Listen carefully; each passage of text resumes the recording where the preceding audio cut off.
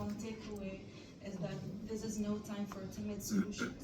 This is no time for superficial solutions. This is more time for bolder structural solutions to structural issues. So thank you very much for your speech. Last but not least, I'm going to move to my last speaker, who is a fellow Italian, I hear. So that's something good. Who is Saska Jovanovic, director of the Roma Ombuds in Italy. She's coordinator, intercultural mediator, founder and president of Roma NGO, founder and president of Roma Women Network in Italy, and a legal interpreter. Saska will share grassroots leadership strategies, highlight community-driven solutions, and provide policy recommendations that are rooted in the lived realities of Roma women. So Saska, the floor is yours. You have 10 minutes. Thank you. 10 minutes is not enough. 12 is okay. Maybe I will be a little bit longer, but I bring you very beautiful presentation with beautiful Roma photo from our culture. And I hope that it will be help you, to listen me. 12 minutes. And I will tell, to change the new slide. I don't know. Okay. Thank you. Good morning, everyone. It's both a pleasure and honor for me to be here today in front of you to share the experience gained over many years of work by the Association Romni and Rovni, and to reflect together on the theme of grassroots leadership and community-led solution for the empowerment of Roma women. This is a topic that deeply touches not only our daily work, but also our core values of justice, equity, and participation. New slide. The empowerment of Roma women is not an abstract process, but a concrete journey built day by day in the communities through dialogue, listening, and above all, the direct involvement of the women themselves. As you know, the challenges are many, but equally there are many solutions that arise from the grassroots thanks to the commitment of the women themselves and the Roma-led organization. Today, I would like to talk to you about some of the best practices developed in Italy, reflect on the key role of Roma NGO in the fight against intersectional discrimination, and finally propose policy recommendations based on concrete experiences that are deeply rooted in the territories and in the real lives of the people. Next slide. In recent years, our fieldwork was allowed us to closely observe the evolution of female empowerment in Roma communities. We have seen how today is more difficult to work with the young Roma woman compared to 5 years ago. The pandemic interrupted many community dynamics, and despite the spread of social media contributing to greater awareness, it has also changed the way girls related to activism. Tools like TikTok, Instagram, and Facebook have certainly accelerated some forms of empowerment, but at the same time, the girls tend not to spontaneously participate in voluntary initiatives. For this reason, we have had to rethink our methods, starting from their interests such as dancing or informal spaces, and creating safe environments where we can tackle key issues such as early marriage, gender-based violence, anti-Roma sentiment, and cultural identity. Next slide. A concrete example is the Romni Me project, through which we managed to involve young Roma women who work as local activists. With the help of volunteer mentors, they provide practical support on issues related to employment, social services, documentation, housing, and health. This is a good practice of mentoring and peer support, which has already led to tangible results in terms of self-esteem and autonomy. At the same time, projects like those of the Romni Rovni Association have shown how the direct involvement of Roma women in designing and implementing the activities is crucial. For example, Romni has developed training programs for young women focused on economic autonomy and leadership, promoting an intersectional and feminist approach. Rovni, on the other, strengthened the sense of belonging or collective responsibility. Both experiences show how the recognition of skill with the community is essential for real and sustainable change. Very often, Roma women are unaware of the great potential they have. Next slide. Culture and artistic initiatives have also proven to be very effective tools, especially in combating anti-Roma sentiment. In one of our communities, we involved a Roma teacher who organized weekly dance classes. This space, initially intended as a recreational activity, has become a true place where discussion and reflection on issues such as discrimination, violence, and intersectionality. The girls have also started to participate in public events in the city, showing an increasing desire to express themselves, to learn, and to contribute. Next slide. However, economic challenges remain significant. In a recent case, we had two volunteers funded by the Voluntary Service Centers, which is directly dependent on the Ministry for Youth Policies, a young Roma woman and an African origin young man. The woman left the project because the compensation was insufficient and unsustainable for her family situation. This example shows how crucial access to the financial resource is for ensuring the real empowerment of young Roma women. Experience like that of Romni and Rovni remind us that the most effective solution come from the grassroots, when Roma women are recognized as leaders, not just beneficiaries. This experience touches as fundamental lesson. The most effective policies come from the grassroots, from the community, and must be built together with Roma women, not just for them.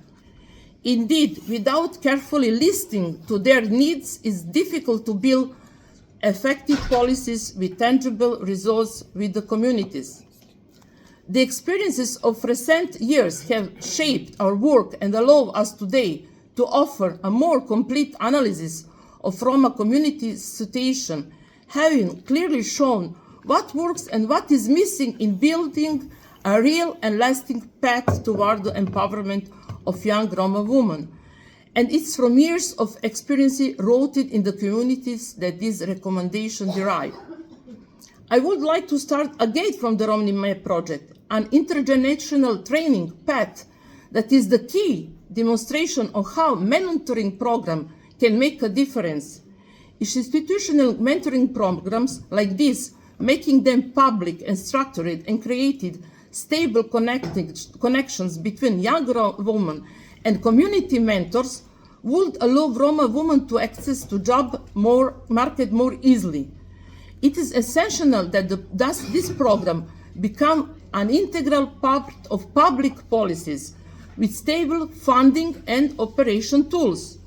We also know that in many cases Roma women are excluded from the tables where discussions are made about policies affecting them.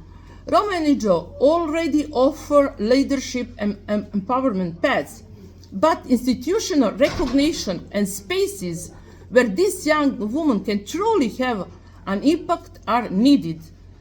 The work of the association is not enough to fill the gap left by politics. These initiatives are crucial to making Roma women the protagonist of change and cannot be confined to sporadic events like public events and cultural activities organized by association. What has been said so far must, however, be accompanied by investment in education and training, scholarship, orientation program, and vocational training paths must be developed in targeted way, especially in most marginal areas, to strengthen the autonomy and self-esteem of young Roma women. Without a guarantee of access to training, talking about empowerment risks remaining an empty promise. New slide. Good training also guarantees better access to the job market, but is most necessarily be supported by target employment strategies that also value the culture, social, and care work performed by Roma women. The promotion of Roma women's mentorship ethical microcredit and practical training programs must be funded in a structural way, not episodically. A real investment is needed in the project for female internship, employment inclusion, and the valorization of cultural skills. Roma NGO, including Romni, are already working in this direction, but without adequate funding, their impact remains limited. New slide. Association can play a fundamental role in implementing the recommendation listed so far, serving as a bridge between institution and the community, ensuring that initiatives promoted by institutions have tangible outcomes.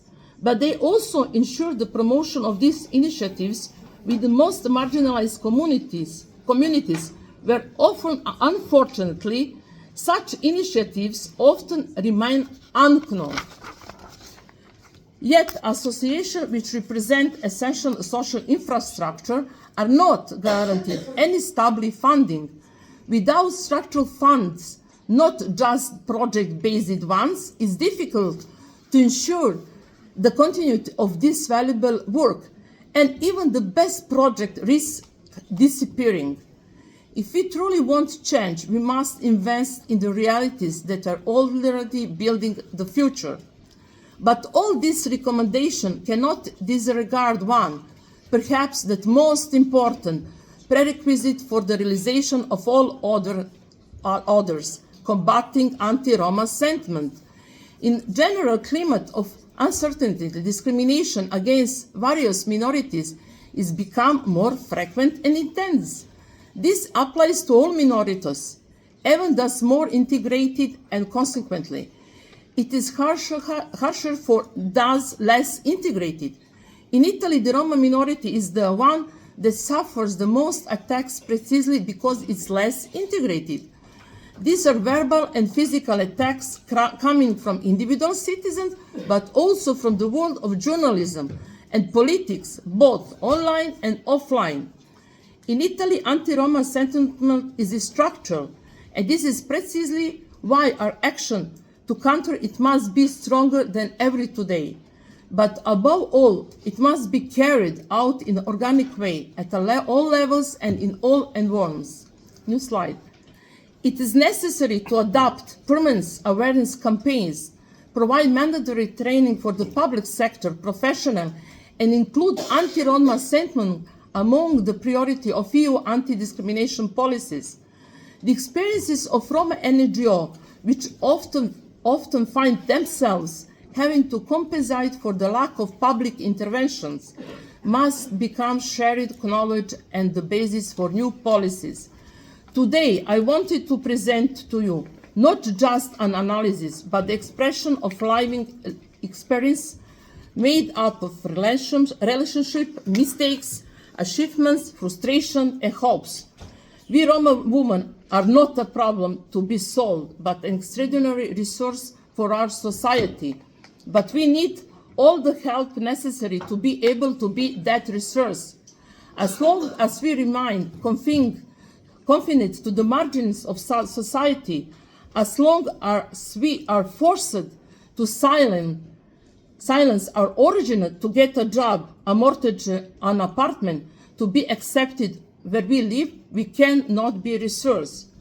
Working for the empowerment of Roma women does not just mean promoting individual rights, but opening collective space of freedom, justice, and social transformation. We will continue to do this every day in neighborhoods, schools, families, and cultural centers. But we need institutions, politics, and civil society to stand by us seriously and constantly. The last slide, because real change, the kind that lasts, is built together. Thank you. Sorry because I was long, but they put me the last. I hope that I was something like, I call, share in the torta, in the cake, not something like that. And the share. I hope that they put me organizer because of this. Thank you.